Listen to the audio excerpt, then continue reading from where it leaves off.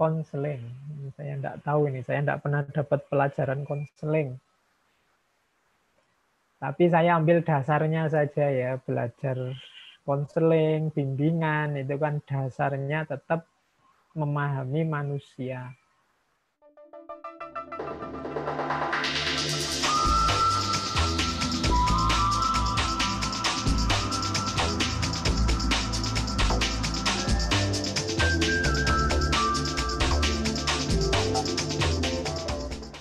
Assalamualaikum warahmatullahi wabarakatuh.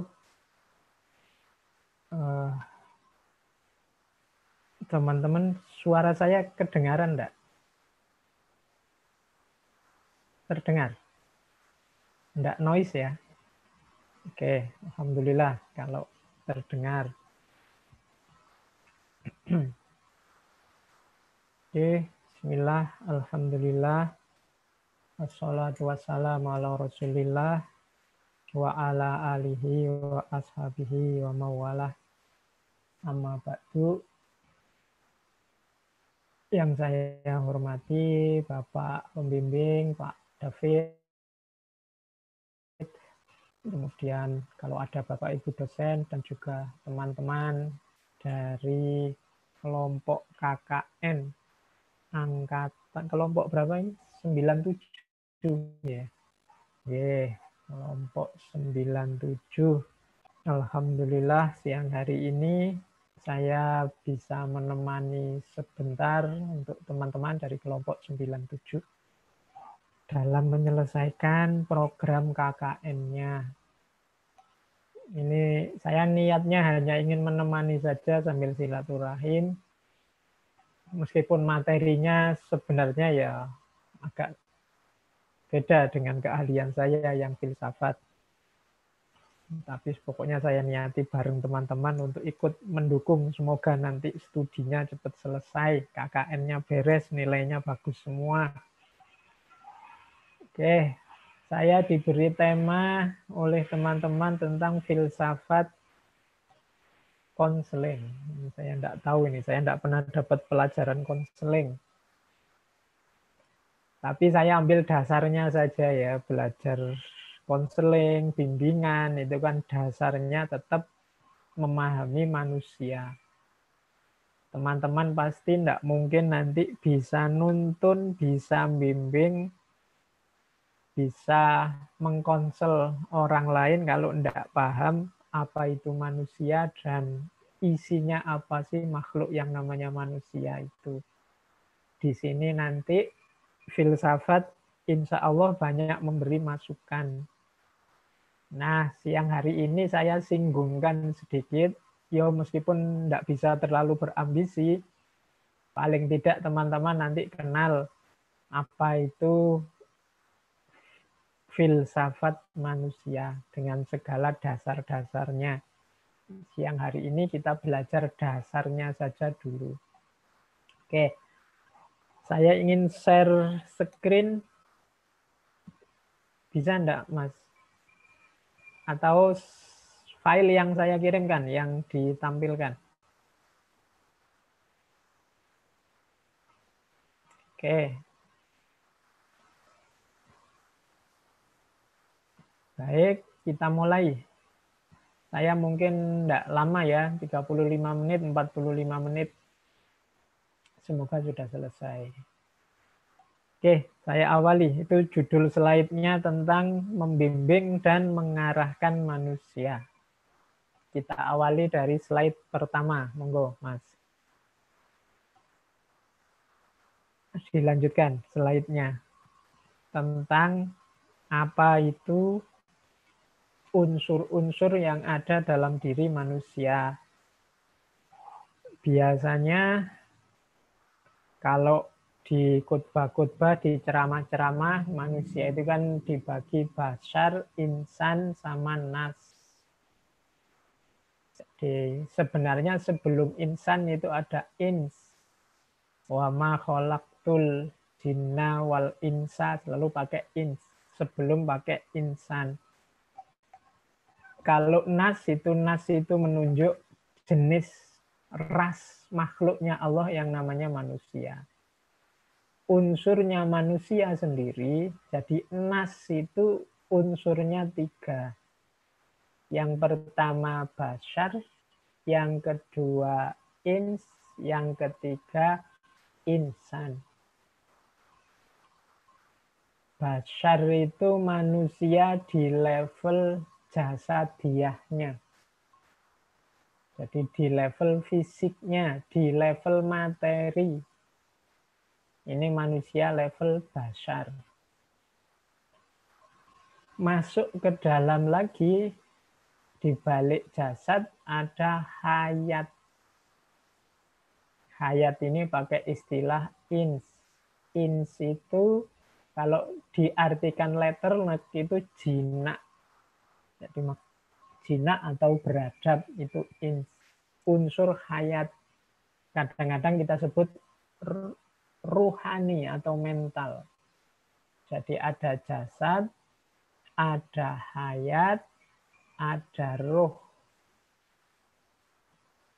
Kalau roh, hayat itu rohani. Kalau roh, ini yang disebut dimensi ketuhanan. Jadi dimensi ilahiyah dalam diri manusia. Inilah yang membuat manusia nanti disebut insan. Roh inilah yang membuat manusia mendapat titel selain Abdullah itu Khalifatullah fil ard. Gantinya Allah, wakilnya Allah di muka bumi.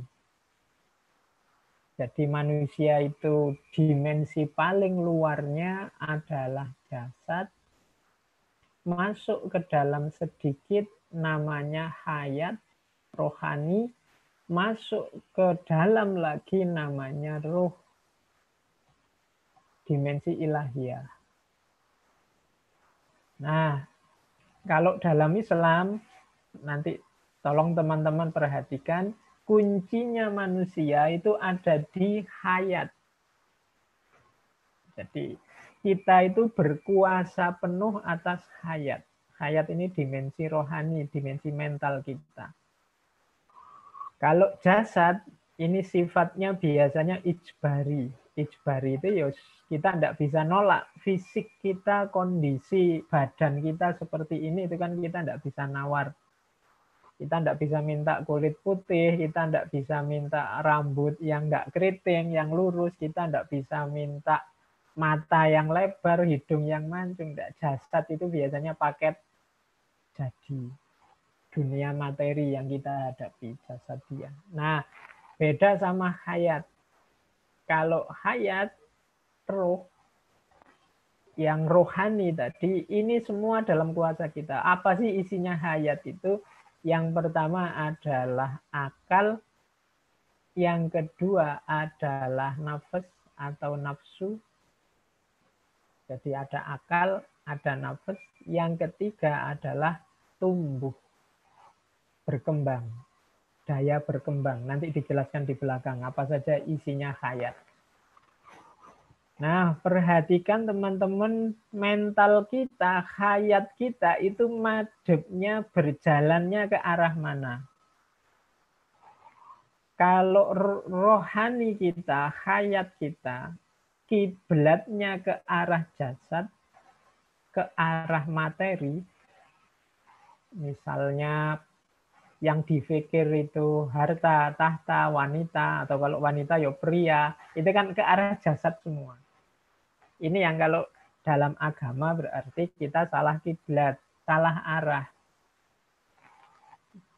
Jadi manusia itu hayatnya harus menghadap ke ruh. Itu yang disebut innalillahi wa inna ilaihi roji'un. Jadi hayat ini perjalanannya harus mengarah ke ruh. Jangan sampai dia berjalan kebalik, mengarah ke jasad, mengarah ke materi. Nanti orang-orang yang kita sebut salah arah, sesat, salah jalan, itu biasanya karena hayatnya, kiblatnya jasad berjalan ke arah jasad. Tidak ilaihi roji'un, tidak ke arah roh. Nah, ya nanti kalau konseling Islam itu kan harus memperhatikan ini. Orang ini kiblatnya kemana?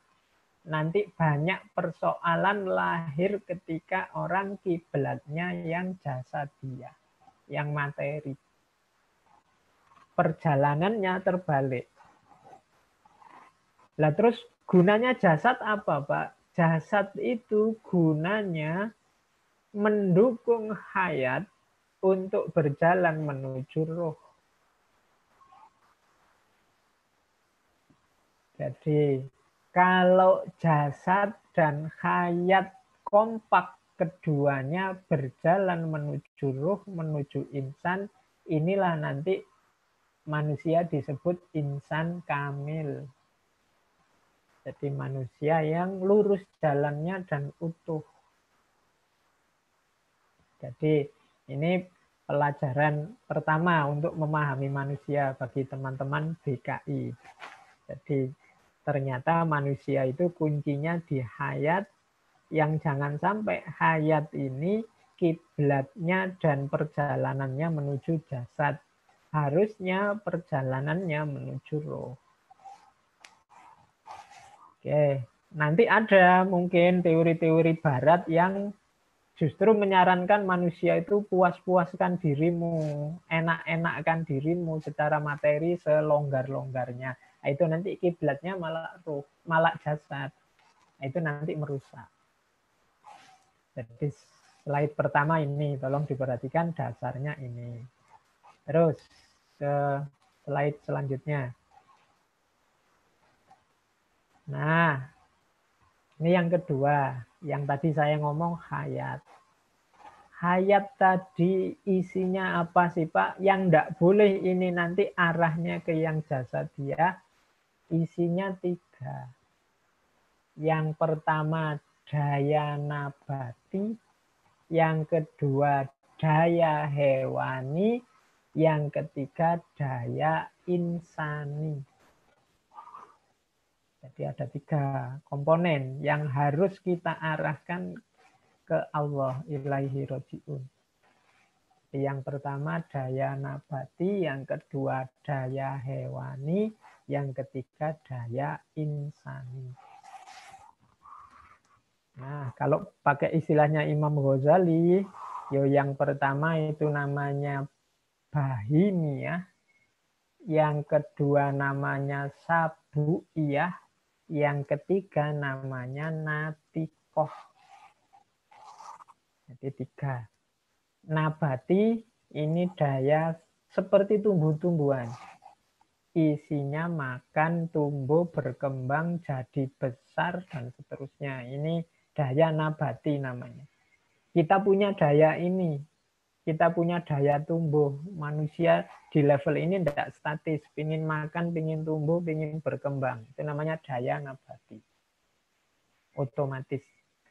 Kalau Imam Ghazali tadi namanya bahimiyah. Bahimiyah itu binatang ternak.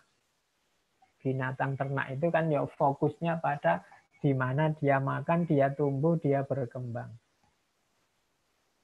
Beda sama yang nomor 2. Kalau nomor 2 daya hewani. Hewani ini seperti nabati sebenarnya. Ada makannya, ada tumbuhnya, ada berkembangnya. Yang membedakan apa hewani sama nabati? Kalau hewani itu ada daya mobilitas, ada gerak. Jadi binatang itu kan bisa bergerak dari sini ke sana. Sudah punya ambisi, sudah punya keinginan. Meskipun sifatnya instinktif. Jadi kalau nabati kan pasif. Kalau hewani ini aktif. Bergerak, mengetahui, mengejar, berambisi tertentu itu hewani. Sifatnya instinktif. Jadi ada nabati, ada hewani. Yang ketiga insani. Insani ini ya dalam diri manusia ada nabatinya, ada hewaninya, tapi juga plus ini yang khas manusia. Daya insani. Daya berpikir. Baik berpikir yang teoritis maupun berpikir yang praktis. Berpikir teoritis itu abstraksi. Setelah melihat kuda, kemudian punya konsep tentang kuda. Nanti melihat kuda yang lain langsung paham, oh ini namanya kuda. Ini namanya akal teoritis. Ada akal praktis. Atau akal praktis itu ya akal yang kita gunakan untuk memecahkan problem kita sehari-hari. Jadi ini khas manusia. Yang tidak manusia tidak punya daya berpikir ini. Makanya namanya daya insani. Nah, ya tiga-tiganya kalau dihubungkan dengan konseling dan bimbingan tadi, ini tiga-tiganya kalau ada yang tumbuhnya tidak normal itu kurang atau lebih, karena ini bergerak di limit ini. Limit itu batas awal dan batas akhir. Kalau kekurangan di tiga-tiganya masalah. Kelebihan juga masalah. Daya nabati jelas masalahnya. Kalau kita tidak bisa tumbuh, kurang, pertumbuhannya kurang, kurus, kerempeng, kecil, masalah. Kebanyakan tumbuh mungkin overweight, berat badannya makannya tidak kontrol, tumbuhnya tidak kontrol juga masalah. Maka paradigmanya harus pas. Teman-teman bimbingan dan konseling juga harusnya paham ukuran pas tidak pas ini. Karena nanti pasti berguna saat konseling. Banyak masalah yang muncul dari takaran ini. Mungkin orangnya kurang makan, orangnya kurang gerak, orangnya kurang olahraga. Itu kan masalah. Kadang-kadang ada solusi masalah mental tapi solusinya fisik. Karena urusan fisik itu kan juga berpengaruh ke arah mental. Makan tidak bergizi, kurang makan, atau terlalu banyak makan, atau pikirannya makan, terus itu kan masalah. Nah, teman-teman bimbingan konseling harus paham tentang ini. Terus daya hewani. Daya hewani juga tidak boleh kurang, tidak boleh lebih. Kekurangan daya gerak membuat orang malas. Tidak mau ngapa-ngapain, pasif. Tidak punya ambisi, tidak punya cita-cita. Tapi terlalu ambisius, nafsunya terlalu besar, hasrat keinginannya tidak terkendali juga masalah. Jadi ini daya hewani. Yang ketiga daya insani, berpikir. Berpikir ini cirinya manusia. Kurang mikir, telat mikir kan masalah. Terlalu banyak mikir juga masalah. Orang jadi stres. Jadi maka tiga ini menggunakannya harus proporsional. Ada limit-limitnya, ada batas-batasnya. Kapan kurang, kapan sudah berlebihan. Teman-teman yang ngerti. Pak, kalau mikir banyak kan enggak apa-apa, Pak. Banyak bagus, tapi kebanyakan masalah. Mantep itu bagus, terlalu mantep, kemantepan itu masalah. Thinking itu bagus, tapi overthinking, yang belajar filsafat itu kadang-kadang mengalami namanya overthinking. Overthinking itu apa-apa dipikir, difilsafati, didalami, padahal nggak harus semuanya didalami. Ya yang penting-penting saja, yang urgent-urgent saja. Berlebihan juga overthinking. Mungkin ada nanti teman-teman dari BKI ada yang mau konseling karena dia overthinking. Orang overthinking itu muncul biasanya fobia-fobia, muncul ketakutan-ketakutan, muncul kecemasan-kecemasan, itu gangguan kejiwaan sudah kan. Lahir karena overthinking. Karena dosisnya, daya insaninya kebanyakan. Tapi kurang mikir juga masalah. Nah, jadi ini para filosof Muslim, Al-Farabi, Ibnu Sina, dan kawan-kawan ini punya banyak teori bagus tentang ini. Kalau teman-teman tertarik mendalami ini silahkan. Ini dasar-dasar filosofi tentang jiwa manusia. Itu saya menyebutnya aspek hayatnya manusia. aspek hidupnya manusia. Yang ini kalau dalam bimbingan konseling Islam kan harus dilihat arahnya, wong ini Islam, berarti arahnya tadi harus selalu menuju Allah, selalu ilaihi rojiun, selalu menuju roh. Tidak boleh tertipu oleh dunia, tertipu oleh yang jasadiah. Yang jasadiah dipakai secukupnya dengan nabati, hewani, insani yang juga secukupnya demi berjalan menuju Allah. Oke, ini yang kedua. Yuk dilanjutkan slide selanjutnya. Nah, ini tingkatannya. Ini sayangnya saya tidak nulis definisinya ya. Oke, diperhatikan, saya jelaskan satu-satu. Kondisi jiwa. Ini saya tidak tahu, mungkin ada juga sudah di BKI dijelaskan kondisi jiwa. Cuma ini versi filsafat Islam, versi tasawuf falsafi. Jadi state of the soul, situasi jiwa manusia. Kalau dalam tradisi tasawuf dikenal 7 kondisi jiwa.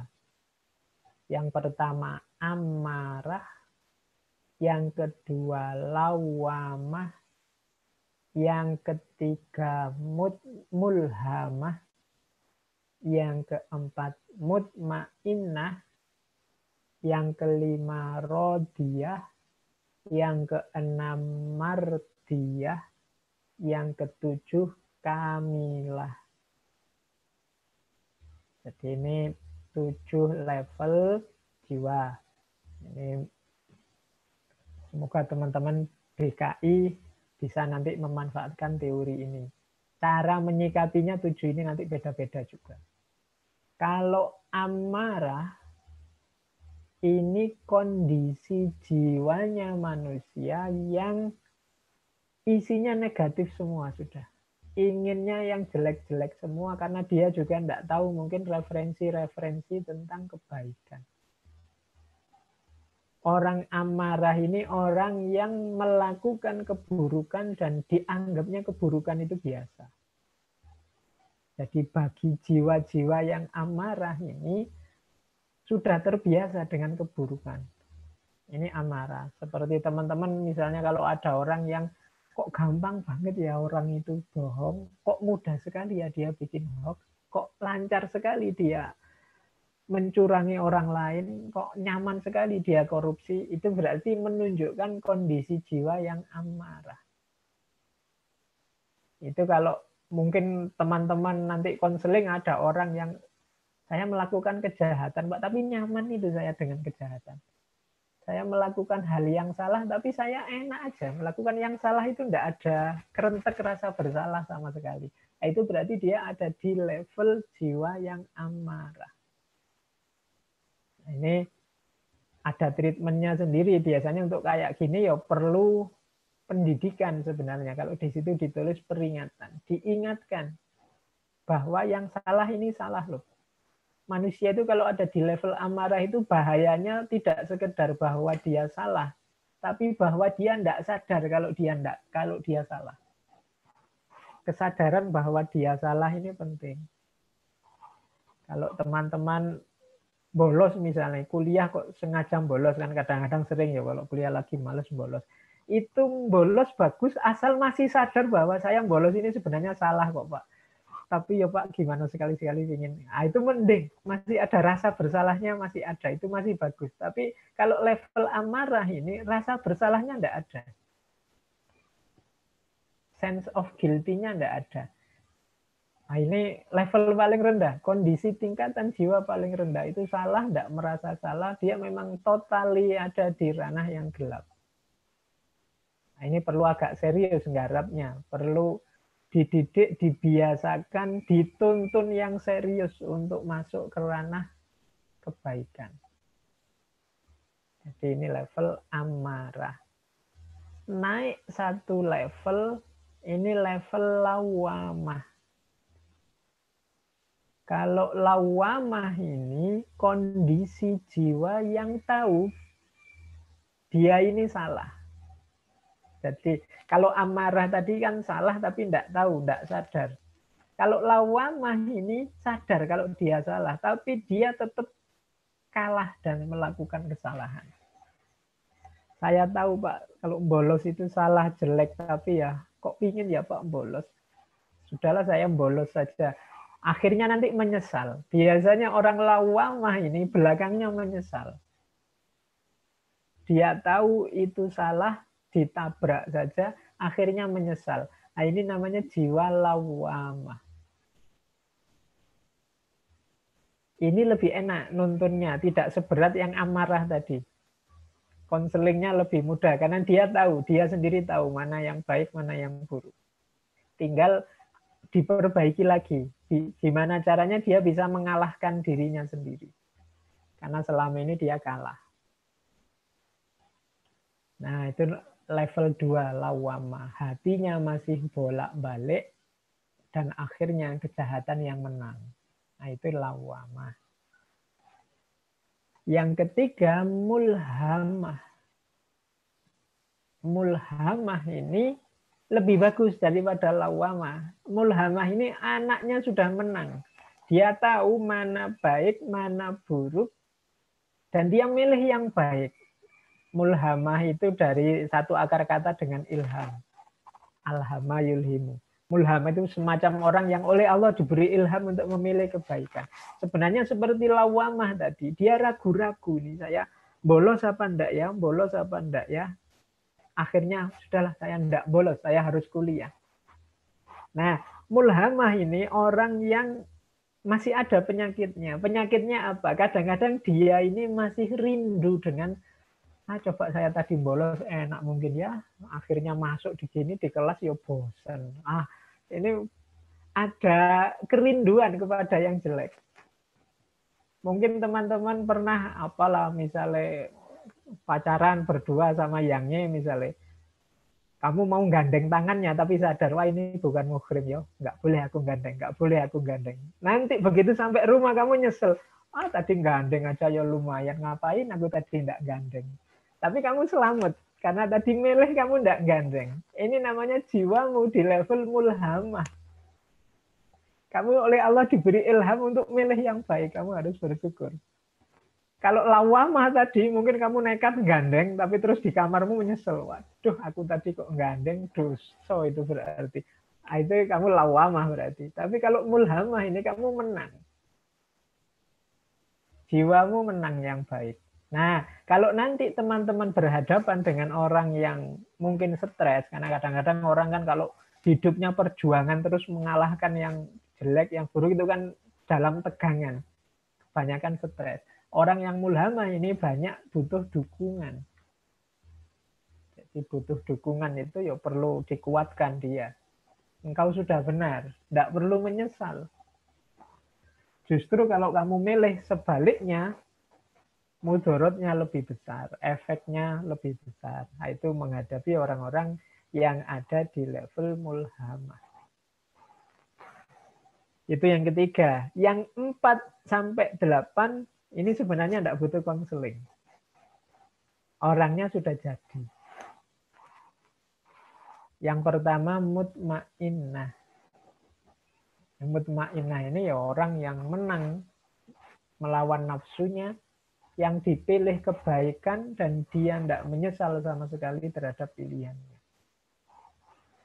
Jadi ini jiwanya berarti sudah ada di level mutmainnah, stabil. Jadi kalau teman-teman hafal surat Al-Fajr itu kan, irji'i ya ayyatuhan nafsul mutmainnah irji'i ila rabbiki radiyatan mardiyah.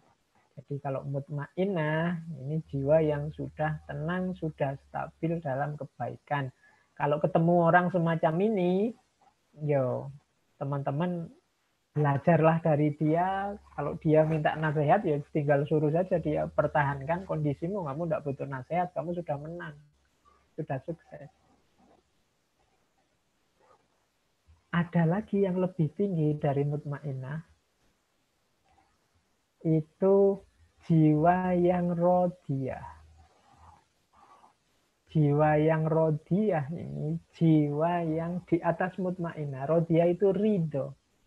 Jadi ridho terhadap semua keputusan Allah. Semua ketetapan Allah atas dirinya. Itu namanya jiwa yang rodiyah. Jiwa yang ridho. Tidak pernah mengeluh. Cirinya mudahnya rodiyah itu. Tidak pernah protes. Tidak pernah komplain. Tidak pernah galau. Tidak pernah gelisah terhadap apapun yang terjadi. Ini namanya jiwa yang rodiyah. Orang yang mutmainnah itu kemungkinan besar tidak lama dia akan masuk ke ranah rodiyah. Orang-orang yang ada di makom rodiyah ini, orang yang pasrah, orang yang tawakal, orang yang rela terhadap semua keputusan Allah, ya kalau ketemu kalian sebagai seorang konseling, kalian yang belajar dari mereka. Ini saatnya kalau memang terpaksa kalian harus ngasih advice, kalau bahasanya agama, ini orang-orang yang gembirakanlah mereka, basyirun. Bahwa mereka sudah layak gembira. Nah, di atas rodiyah ada mardiyah dan kamilah. Dua yang terakhir ini agak berbeda makomnya. Kalau dua yang terakhir ini dua-duanya anugerahnya Allah. Kalau 1, 2, 3, 4, 5 itu lebih banyak berdasar pada usahanya manusia. Tapi dua yang terakhir ini pemberian dari Allah. Kalau pakai bahasa tasawuf, 1 sampai 5 ini makomat, 6 dan 7 itu coraknya lebih akhwal. Kalau kita rodiyah, maka akan mardiyah. Mardiyah itu Allah yang meridhoi kita. Jadi irji'i ila rabbiki rodiyatam mardiyah. Jadi seorang yang jiwanya mutmainnah itu nanti akan diminta kembali pada Allah dalam kondisi dia sendiri rodiyah, ridho, dan Allah ridho juga padanya mardiyah. Nah, jadi rodiyah itu dari manusia, mardiyah dari Allah. Jadi amarah, lawamah, mulhamah, mutmainnah, rodiyah itu kondisi jiwa kita karena perilaku kita, tapi mardiyah dan kamilah ini anugerah Allah. Kalau kamilah ini jiwa biasanya dimiliki oleh para nabi, para rasul, para wali, para aulianya Allah. Ini insya Allah kalau kita belum. Mungkin level-level kita hari ini masih bertarung antara lawamah sama mulhamah. Semoga kita menang di mulhamah sehingga bisa nanti naik kelas ke mutmainnah. Kalau amarah saya yakin tidak lah ya teman-teman mahasiswa IAIN, mahasiswa UIN itu kan ngerti agomo, ngerti yang baik sama yang buruk. Tidak mungkin lah amarah. Seandainya ngerti kalau salah terus menyesal.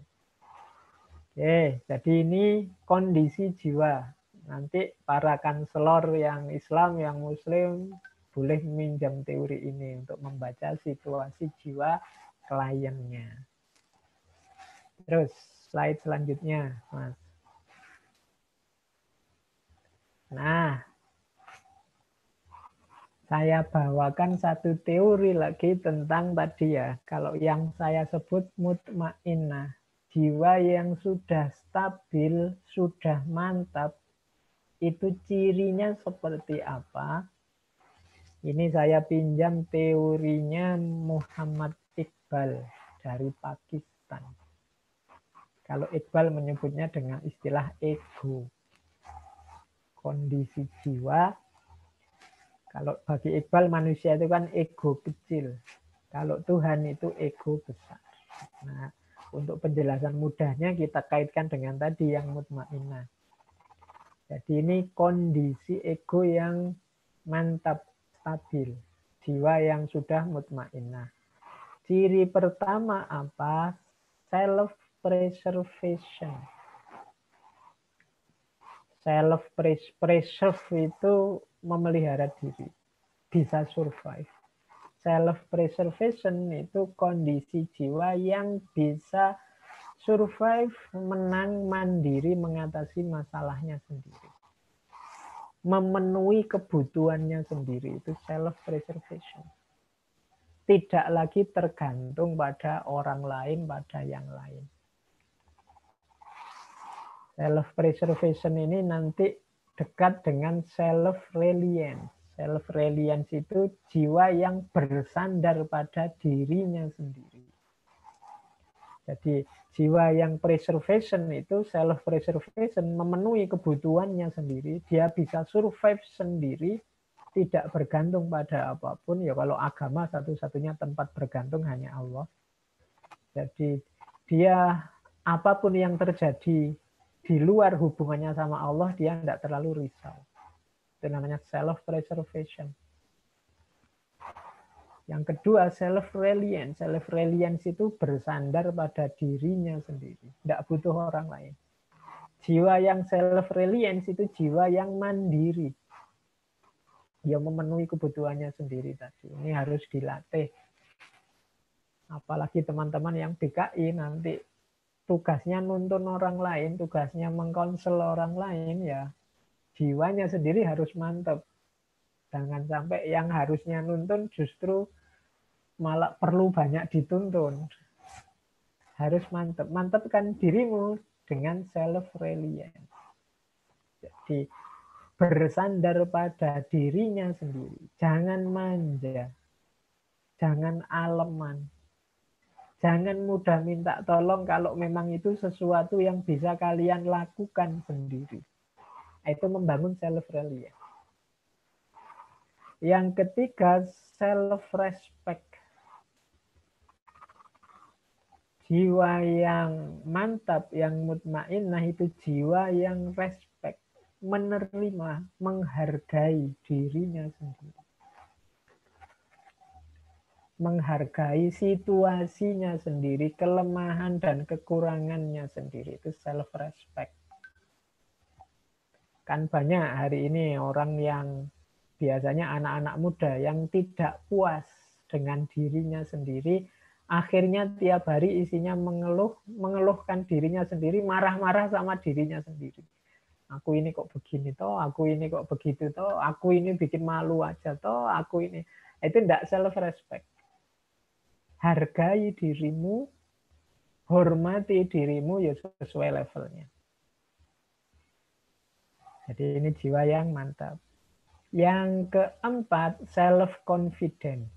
Self-confidence ini percaya diri. Jadi maksudnya percaya diri apa? Ya kalau ada banyak orang bilang pede aja lagi itu percaya diri. Pede lah. Kamu bisa kok. Jadi dalam banyak hal kita sering merasa tidak bisa, tapi kalau kepepet kan terus kelihatan bisa. Tapi sebenarnya memang kamu bisa, selama ini tidak ada yang mepet saja.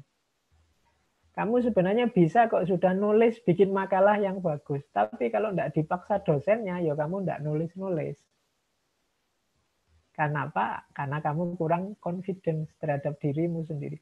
Kamu sebenarnya bisa kok ngomong yang enak, yang tertib, tapi kamu tidak pernah memaksa dirimu karena kamu tidak sadar bahwa kamu bisa.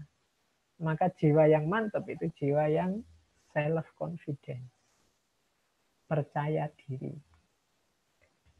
Yang kelima, self-assertion. Self-assertion itu jiwa yang asertif.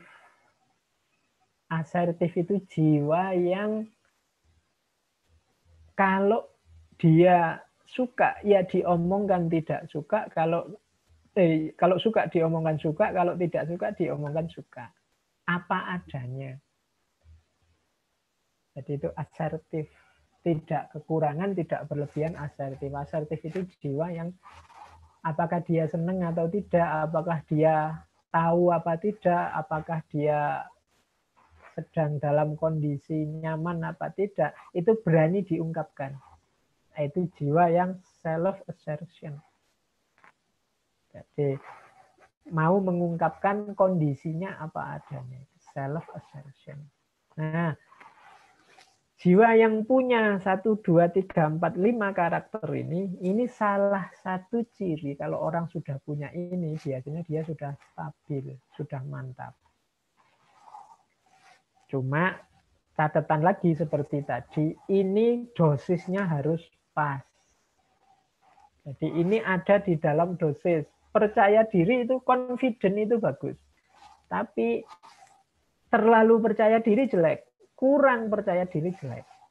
Berarti apa? Ini ada dalam dosis. Self-respect bagus, menghargai diri, kurang menghargai diri jelek. Terlalu menghargai diri juga jelek. Jadi ini ada dalam dosisnya sendiri. Self-reliance bagus, mandiri, tidak mandiri atau kurang mandiri jelek. Terlalu mandiri, mengandalkan diri, tidak mau pertolongan orang lain, jatuhnya juga sombong. Maka mutmainnah itu memang benar-benar titik harmoni. Dia harus pas dosisnya. Self-preservation, self-reliance, self-respect, self-confidence, dan self-assertion. Ini kondisi jiwa yang mantap. Kurang dari ini atau lebih dari ini, berarti orangnya butuh konseling, butuh bimbingan. Tidak asertif, terlalu minder, jelek. Terlalu asertif berarti terlalu agresif, juga jelek. Tidak confident, jelek. Terlalu confident juga sembrono. Nah, itu titik-titik harmoni nanti bisa diperhatikan oleh teman-teman waktu konseling. Terus, slide selanjutnya, Mas. Ya.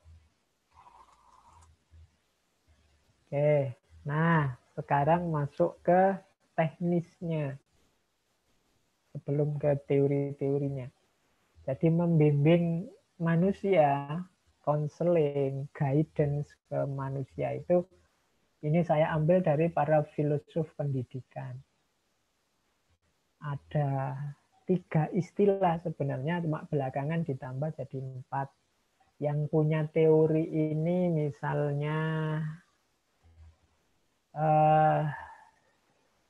Sayyid Hussein Nasr.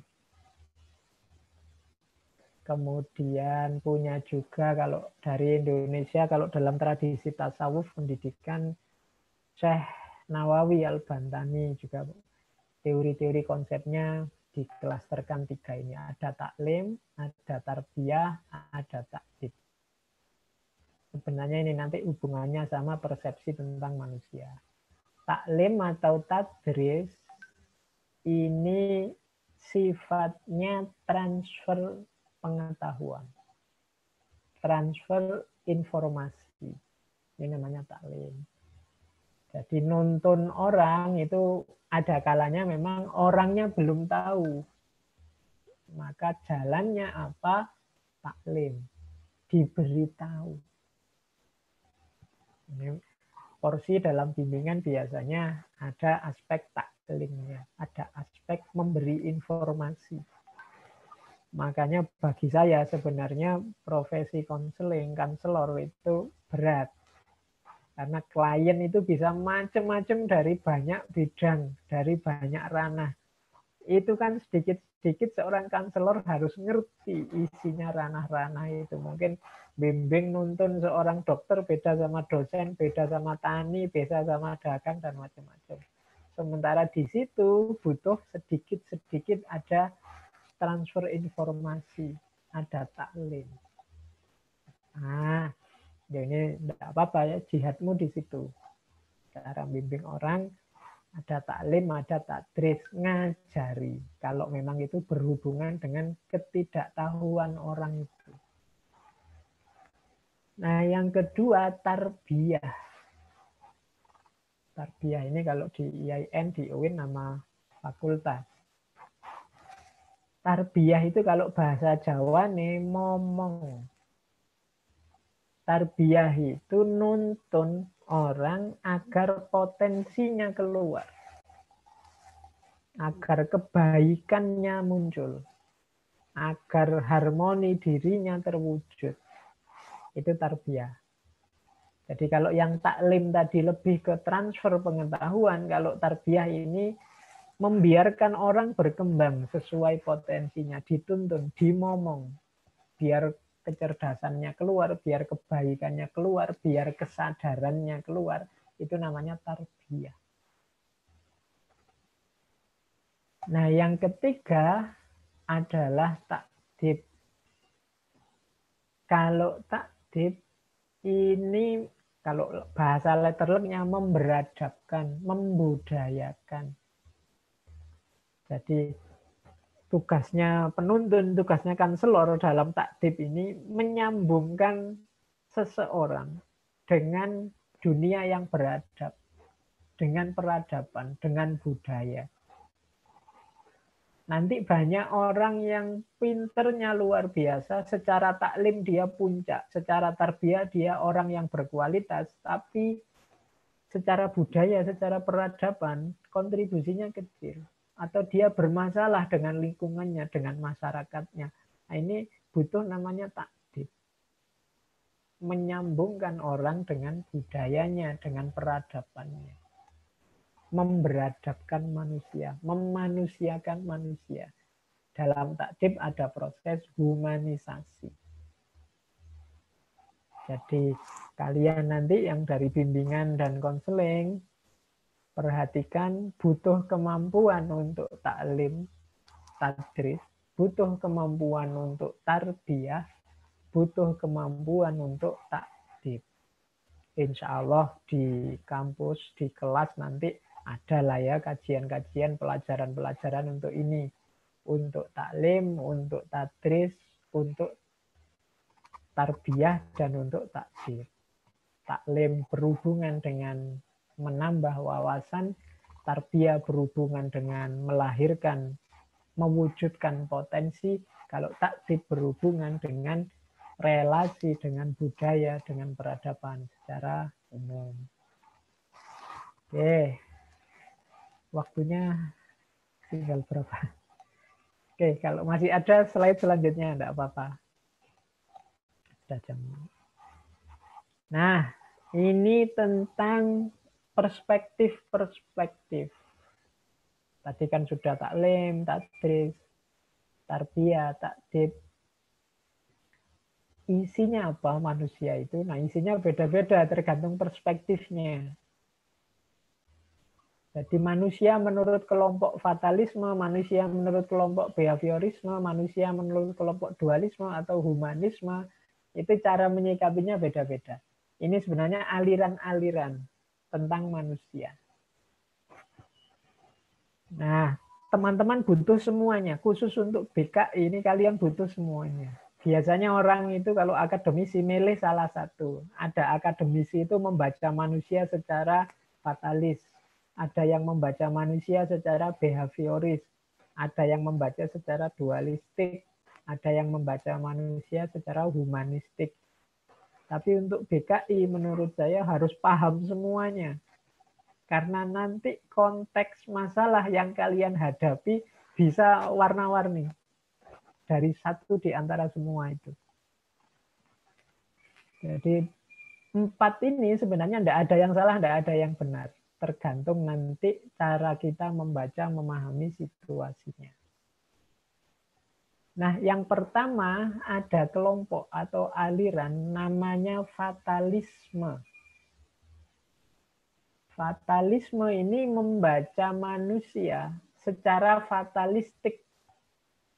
Jadi manusia itu dipandang sudah ditakdirkan oleh Allah A sampai Z-nya. Jadi hidup kita ini sudah diskenario Allah semuanya sampai detail paling kecil. Maka orang yang punya perspektif fatalis, ini yang dia lakukan adalah tawakal, pasrahkan semuanya pada Allah. Ini namanya fatalis. Karena Allah yang menentukan segalanya. Ini namanya perspektif fatalisme. Saya tidak ngomong salah atau benar, tapi mungkin teman-teman nanti akan bertemu situasi yang membuat teman-teman mau tidak mau harus memberi advice serahkan semuanya pada Allah. Nah, meskipun ini sebenarnya perspektif fatalis, mungkin kita tidak terlalu setuju dengan pandangan fatalis. Kita kan juga manusia, bisa berusaha, Pak. Tapi ada situasi-situasi yang mendorong kita untuk berpandangan fatalis. Semuanya dipasrahkan kepada Allah. Yang kedua, pandangan behavioristik atau behaviorisme. Behaviorisme ini mudahnya begini. Menganggap manusia itu seperti kertas kosong.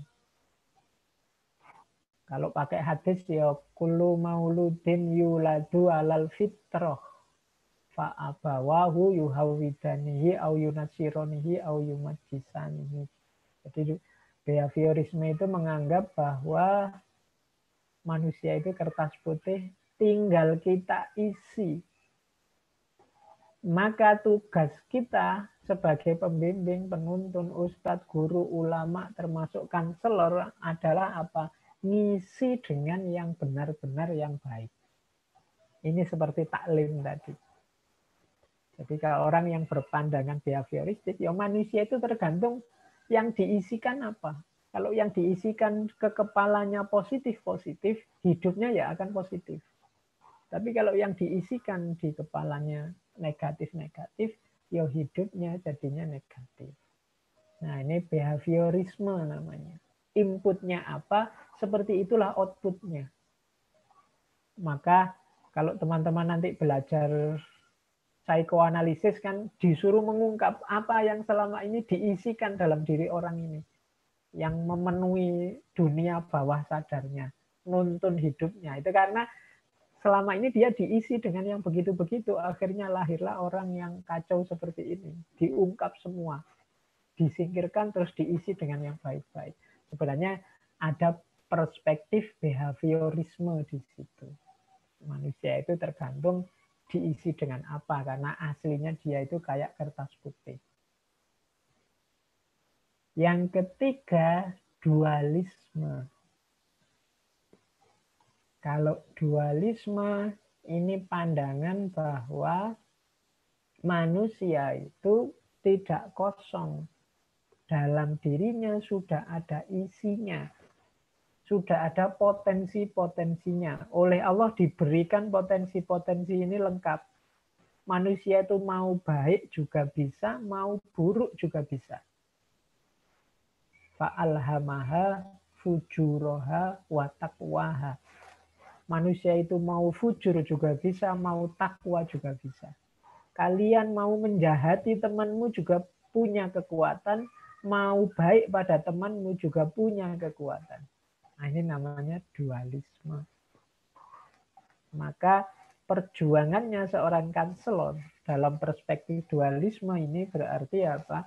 Berjuang agar yang menang yang positif. Berjuang agar seseorang ini di antara takwaha dan fujuroha tetap yang dia pilih yang takwaha ini. Jadi kanselor berarti tugasnya mendampingi kliennya dalam perjuangan ini agar kebenaran, kebaikan tetap selalu yang menang. Ini perspektif dualisme namanya. Dan yang terakhir, humanisme. Kalau perspektif humanisme sama seperti dualisme bahwa manusia itu sudah ada potensi, sudah ada isi, tapi menurut humanisme manusia itu isinya adalah baik-baik saja. Jadi yang fitrah-fitrah saja. Jadi manusia itu isinya oleh Allah diberikan yang baik. Allah tidak ngasih yang jelek-jelek. Kalau ada yang jelek muncul itu karena manusianya menghindari yang baik. Keluar dari fitrahnya. Allah itu memberi seorang ibu kasih sayang pada anaknya. Kok ada ibu yang tidak sayang pada anaknya, misalnya menyiksa anaknya atau membunuh anaknya, berarti dia sedang melawan fitrahnya sendiri. Ini aliran ini namanya humanisme. Humanisme itu bahwa manusia itu secara fitrah itu baik. Makanya kembalikan manusia sesuai jati diri kemanusiaannya. Kemanusiaan itu pasti baik. Namanya humanisme. Kembalikan ke fitrah. Kok ada kejahatan, kok ada kecurangan, kok ada kerusakan, itu karena manusia melawan fitrahnya. Maka orang harus dikembalikan lagi ke fitrah. Cara berpikir ini namanya humanisme.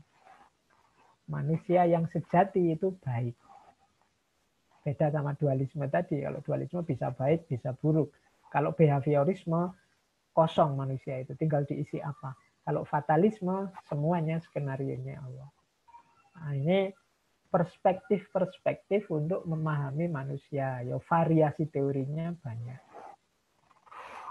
Oke, saya kira itu dulu ya teman-teman. Sebenarnya slide-nya masih ada, tapi itu bisa dibaca sendiri. Nanti kalau ada waktu kita lanjutkan. Silakan, kelihatannya sudah